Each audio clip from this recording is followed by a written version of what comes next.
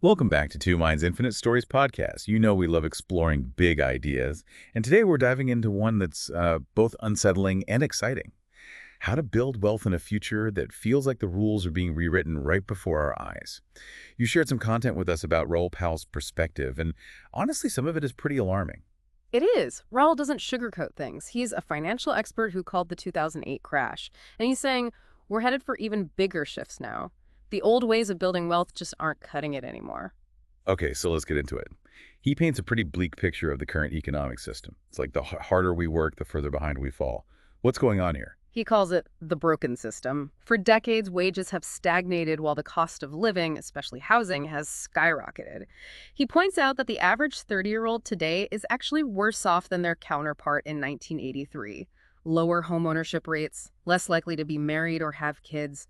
It's a whole generation facing a future that looks less prosperous than their parents. It's not just a feeling. It's backed up by some pretty stark statistics. He uses this example of homeownership rates for 30-year-olds, which have plummeted from 50% in 1983 to just 32% today. But what's driving this trend? Why is the system failing so many people? Raoul points to a complex web of factors, but one of the core issues is what he calls debasement. Essentially, governments around the world are dealing with massive debt by printing more money.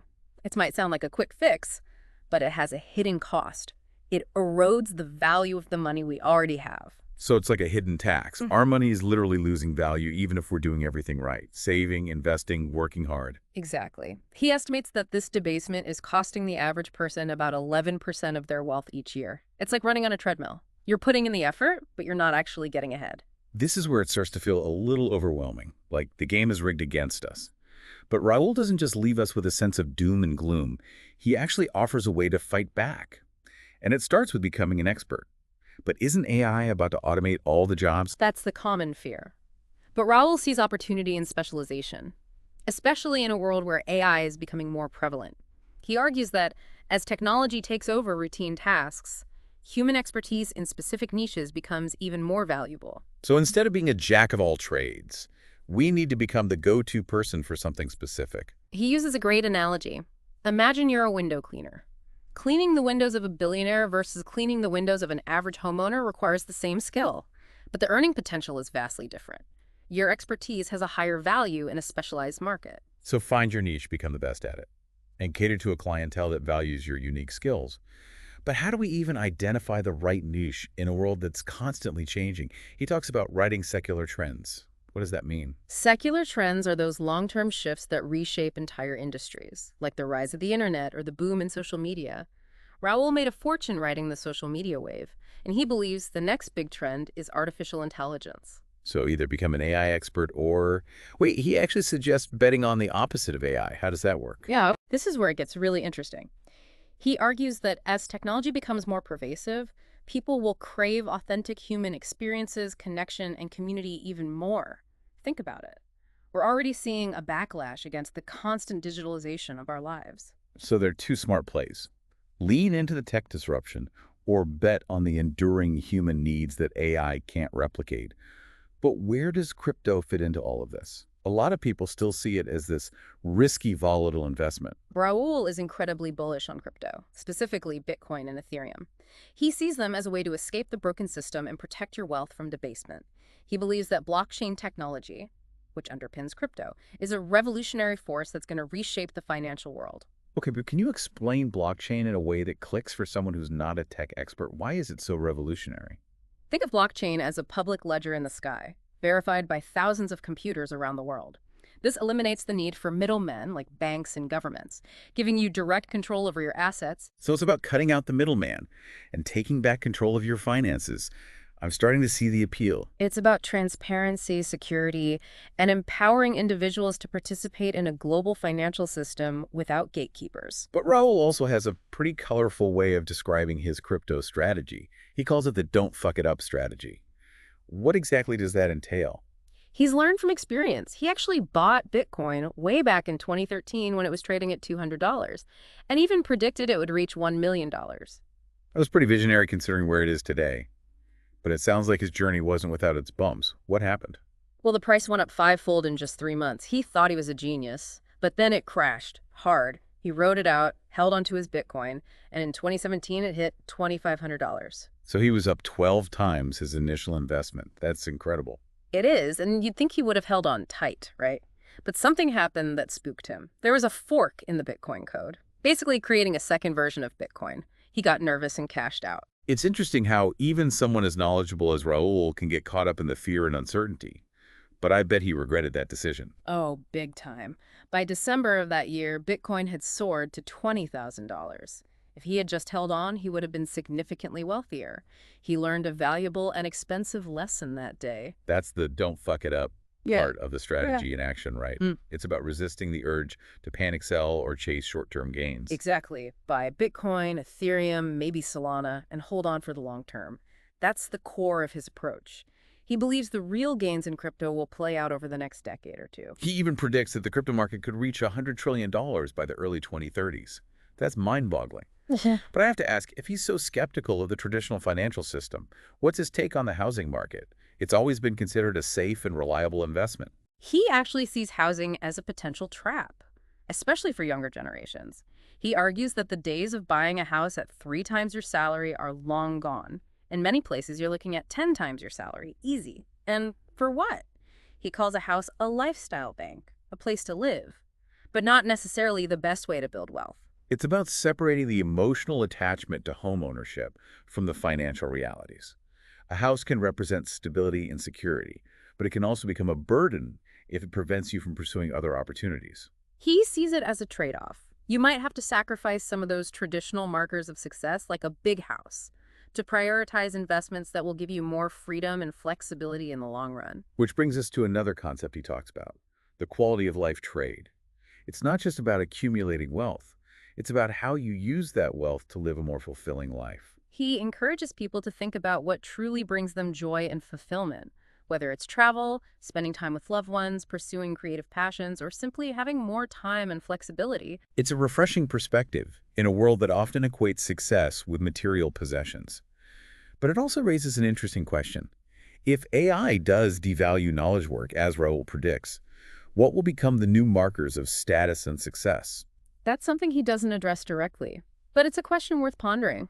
Maybe it will be about our ability to connect with others, our creativity, our adaptability, or our contributions to our communities. It's an open question, and one that each of us will have to answer for ourselves. It's a little daunting, but also exciting to think about. It's like we're on the cusp of a major societal shift, and the way we define success is up for grabs. Raoul's insights definitely challenge conventional thinking and encourage us to be proactive in shaping our own futures. He's not just giving financial advice, he's offering a framework for navigating a world that's changing at an unprecedented pace. And one of the most important takeaways, for me at least, is that it's not an all-or-nothing proposition.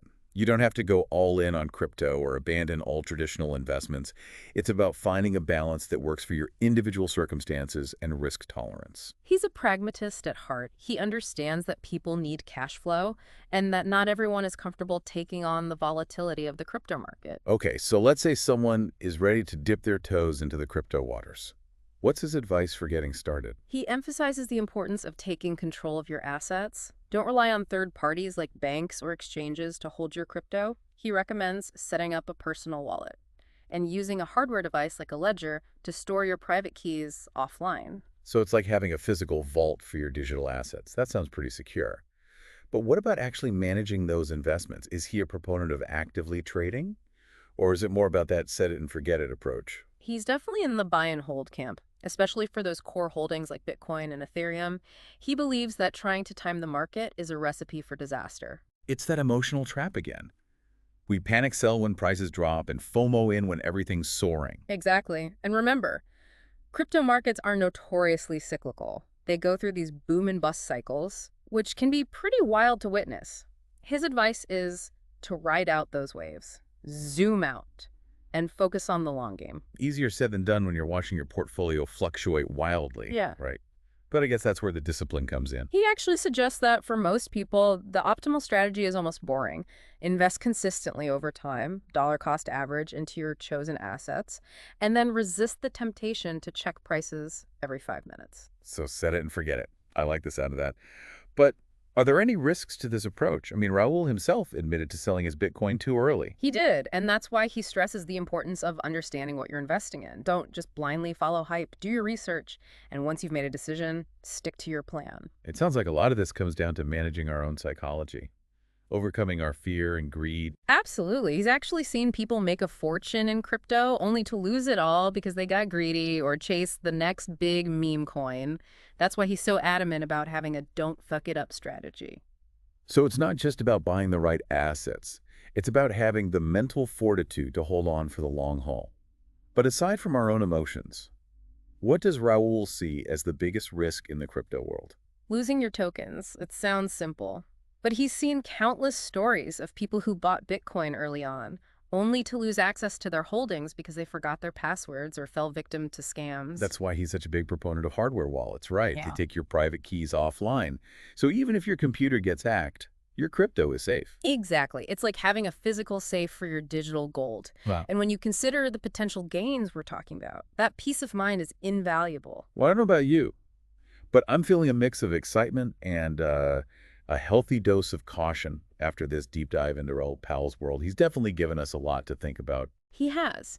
It's a reminder that the future is being shaped right now, and we can choose to be passive observers or active participants. It's about taking control, educating ourselves, and making choices that align with our values and aspirations. And remember, it's not just about financial wealth. It's about investing in experiences, community, and quality of life.